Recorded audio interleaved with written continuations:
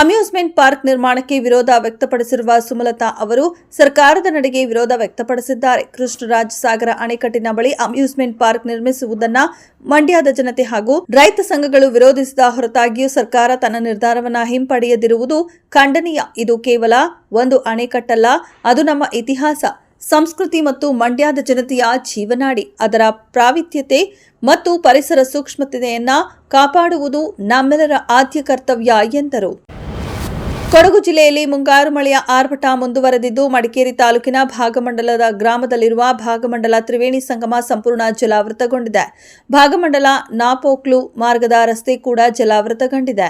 ನೂತನ ಫ್ಲೈಓವರ್ ಇರುವುದರಿಂದ ಸಂಚಾರ ನಿರಾತಂಕವಾಗಿ ಸಾಗಿದೆ. ಜಿಲ್ಲೆಯ ಶಾಲಾ ಕಾಲೇಜುಗಳಿಗೆ ಇಂದು ರಜೆ ಘೋಷಣೆ ಮಾಡಲಾಗಿದೆ. ಮುಂಬರುವ ದಿನಗಳಲ್ಲಿ 13,000 ಶಿಕ್ಷಕರ ನೇಮಕಾತಿ ಆರಂಭಿಸಲಾಗುವುದು ಎಂದು ಶಾಲಾ ಶಿಕ್ಷಣ ಮತ್ತು ಸಾಕ್ಷರತಾ ಇಲಾಖೆಯ ಸಚಿವ ಎಸ್. ಮಧು ಬಂಗಾರಪ್ಪ ಹೇಳಿದರು. ರಾಜ್ಯದ ಎಲ್ಲಾ ಪ್ರಾಥಮಿಕ ಪ್ರೌಢಶಾಲೆಗಳಲ್ಲಿ ಗುಣಮಟ್ಟದ ಶಿಕ್ಷಣ ನೀಡುವ ಮೂಲಕ ಮಕ್ಕಳ ಕಲಿಕೆಗೆ ಹೆಚ್ಚು ಒತ್ತು ನೀಡಲಾಗುತ್ತಿದೆ. ನಮ್ಮ ಸರ್ಕಾರ ಶಾಲೆಗಳಿಗೆ ಮೂಲಭೂತ ಸೌಕರ್ಯ, ಗುಣಮಟ್ಟ ಶಿಕ್ಷಣದ ಬೋಧನೆಗೆ ಆದ್ಯತೆ ನೀಡುತ್ತಿದೆ. ಈ ನಿಟ್ಟಿನಲ್ಲಿ ಶಿಕ್ಷಕರ ನೇಮಕಾತಿ ಪ್ರಕ್ರಿಯೆ ನಡೆಸಲು ನಿರ್ಧರಿಸಲಾಗಿದೆ. ಇದಕ್ಕೆ ಮುಖ್ಯಮಂತ್ರಿ ಅವರು ಸಮ್ಮತಿ ನೀಡಿದ್ದಾರೆ. ಹೆಚ್ಚಿನ ಶಿಕ್ಷಕರನ್ನ ಭಾಗಕ್ಕೆ ನೀಡಲಾಗುತ್ತಿದೆ ಎಂದು ಹೇಳಿದರು.